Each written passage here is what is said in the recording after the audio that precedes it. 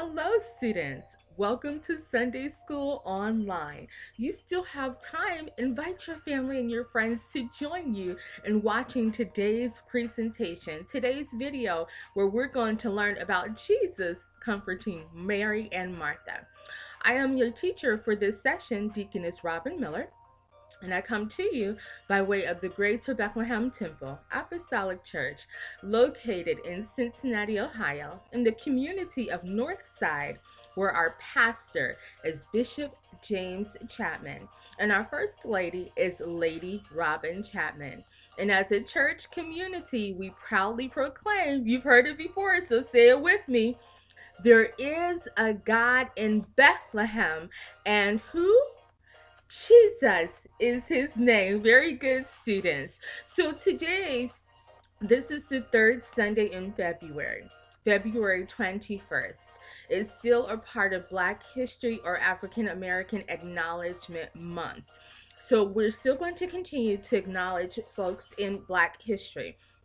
This is also the day where our church celebrates our heritage program. So, for our Black History highlight, I have selected our founding pastor and our former pastor to highlight for this Black History session.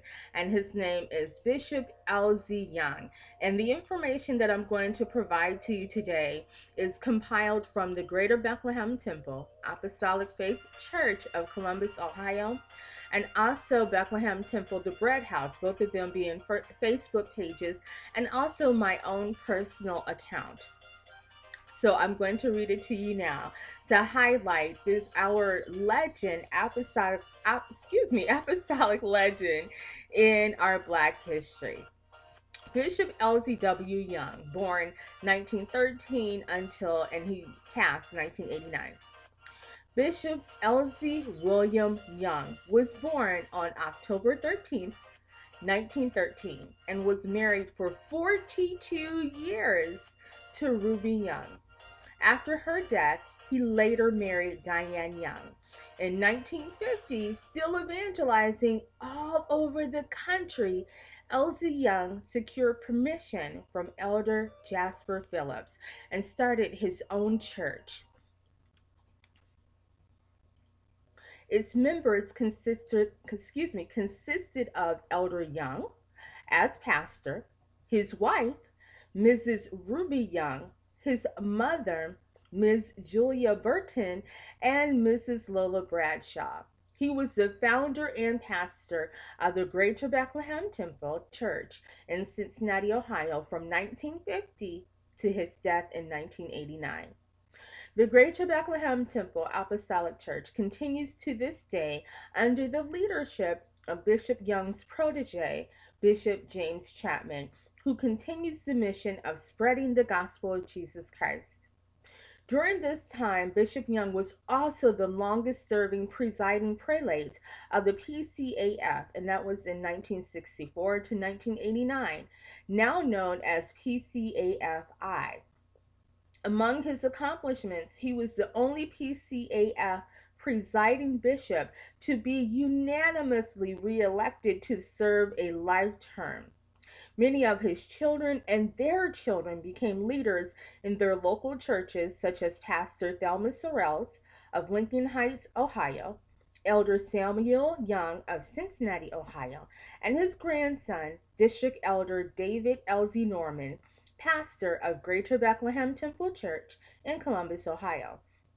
Not to mention the many people the church he started who moved on with starting churches of their own and becoming leaders in their respective churches across the country and world.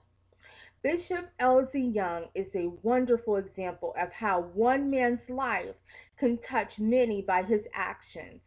His simple choice to love God, follow him, and obey his will resulted in many souls learning about Jesus and making the choice to spend their eternity with him.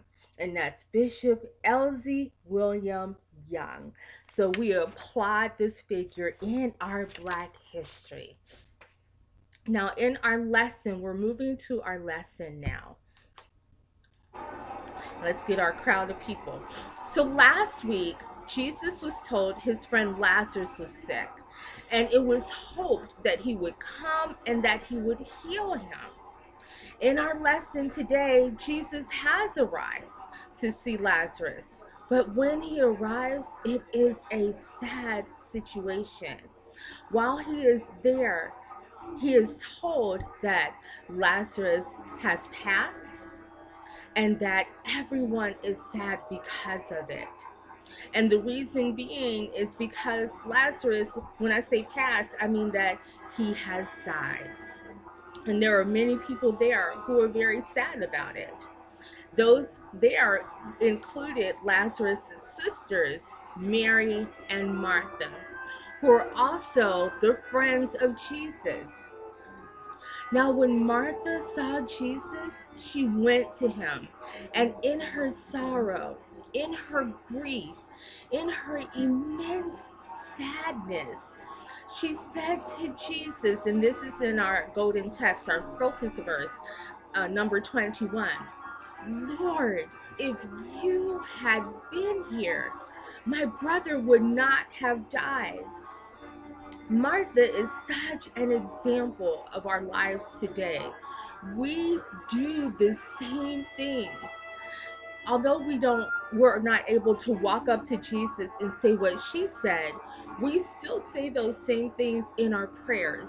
We say those same things in our heart and in our mind. Lord, if you had did what I asked you to do when I asked you, this wouldn't have happened, and I wouldn't be feeling this way. I wouldn't be in this situation, or my loved one would still be here. But in Jesus' love, he didn't scold Martha when he was talking to her. He just reminded her of who he was.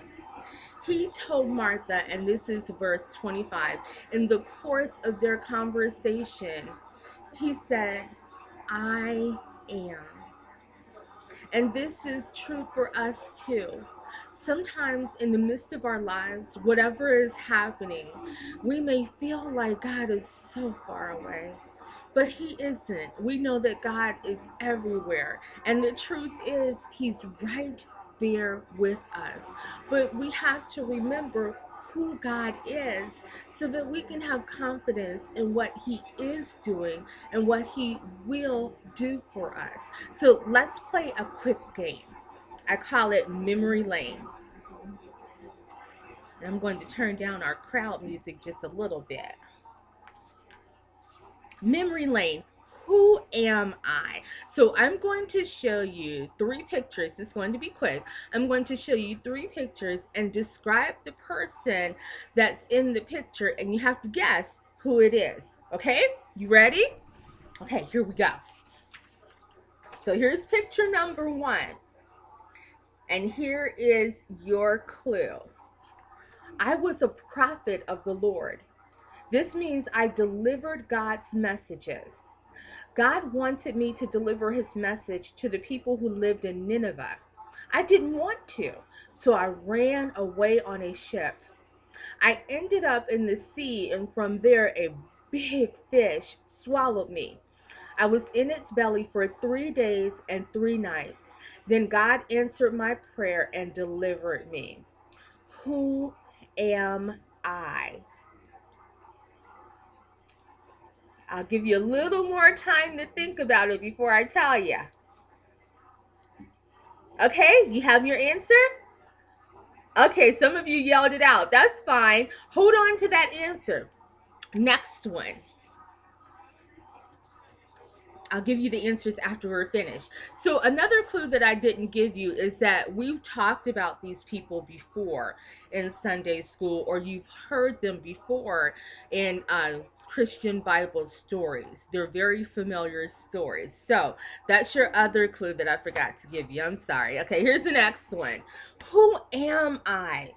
Before I was a king, I watched my father's sheep. I fought a giant named Goliath in the name of the Lord, and I did it with 5 smooth stones and a slingshot. Who am I? Okay, you got your answer? Next one. Here's the last one. Who am I? I am the strongest man in the Bible. Whenever God's Spirit came upon me, I had supernatural strength and was able to defeat armies by myself. I loved a woman named Delilah, and she betrayed me for money to the Philistines, the enemies of God's people. Who am I? Okay, time's up. So let's go through them and I'll give you the answers, okay? Okay, so the first one. I need to look at it myself. Okay. So this one, just to remind you, I'll read the first sentence. I was a prophet of the Lord. This means I delivered God's messages. And he ended up in the belly of a big fish. This was Jonah. Okay. Some of you got that one. That was Jonah. Okay. The strongest man in the Bible when God's Spirit came upon him. This was, and you have another clue in the picture with the pillars there. He's pushing the pillars down at the end of his life. He killed many people. This was Samson. Okay. Last one. Let's see if you got this one. You ready? All right. This one was before I was a king. I watched my father's sheep. And there's another clue in the picture. He's about to cut off the head of a giant of the giant that he fought with the huge sword that actually belonged to the giant that he fought. This was David or King David. I will accept King David. That's fine. That was King David. Very good. So how did you do? Okay, some got all three. You got one. At least you got the one. That's good. You didn't get any? That's fine. You can try again next time, okay? That's all right. All right, so we have fun with that. So the purpose of that game goes back to what Jesus was instructing with Mary and Martha. He reminded Martha and then later Mary who he was. When we remember something, we rehearse it, we keep it in our mind. And sometimes when we're in the midst of a really hard situation, like Martha, like Mary, when their brother had died, whom they loved very much, it was really hard to remember who God was because of what they felt and what it looked like rather than who God was and what he was able to do in that situation. We have to remember that God has power, like we learned last lesson, over all things. Even the things that seem impossible, even the things that seem to be the end, even the things that we feel like we have no power over, including death. God said to Martha, I am. So we need to remember who God is, no matter what it looks like, no matter what we feel like. So in conclusion, with our lesson today, we saw Jesus came in response to the message of his friend Lazarus being very sick. And when he arrived, Lazarus was dead, and his sisters and those that loved Lazarus were very sad. But Jesus reminded Martha and later Mary that he is the resurrection. In other words, he is the one with all power over all things, including things that we think is the end, including the things that we think are impossible, like death. Now, those were just 3 points that I pointed out that we learned in coming to Sunday school online. Share what other points that you learned with your friends or family, or better yet, like I said at the top of this program, invite them to join Sunday School Online with you. Now, I invite you to join me on the next time when we're going to talk about Jesus raises Lazarus from the dead. So this story isn't over yet. And this is going to be found in John chapter 11, verses 33 through 44. And I leave you with my borrowed saying from Veggie Tales. God made you special. and He loves you very much. Bye. See you all next time.